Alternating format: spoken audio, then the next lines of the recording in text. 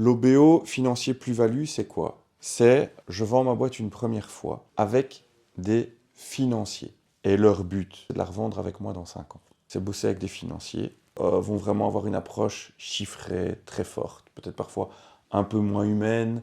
On est vraiment dans une démarche de maximisation de la plus-value.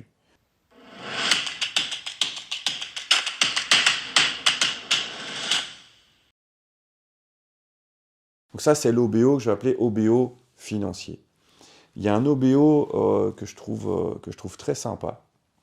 C'est l'OBO pérennité qu'on peut faire avec ses enfants, avec un manager qui nous suit depuis 10 ans, 15 ans, qu'on a formé, qu'on a vu grandir. C'est un peu son fils spirituel ou sa fille spirituelle. Eh bien là, ça va être le même système, sauf qu'on va pas être sur des leviers typiquement de 75-25, on va souvent être plutôt sur 51-49, hein, on va lui donner, enfin, on va lui vendre progressivement. Et là, l'objectif, c'est 3, 4, 5 ans pour organiser la transition vers le nouveau manager.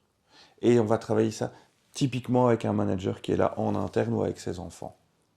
Alors là, si on parle des enfants, ben, la valeur, parfois même si la boîte vaut 10, régulièrement, je vois que les parents, ils vendent à 2, 3 à leurs enfants, juste de quoi avoir une retraite un peu sympa, mais ils vont certainement pas vendre ça beaucoup plus cher. Et donc, en pré-transmission, contre avec un manager externe, un manager interne ou avec ses enfants, la logique est différente. On n'est pas dans une maximisation de la plus-value, on est dans un travail sur la pérennité. C'est important parce que on ne va pas agir de la même manière sur la boîte. On va peut-être changer moins de choses. On va vraiment avancer dans la continuité, la transmission du savoir. Puis il y a un troisième type d'OBO que je trouve très sympa aussi, parce qu'on est un peu dans la créativité, c'est assez originel. C'est ce que j'appelle l'OBO industriel.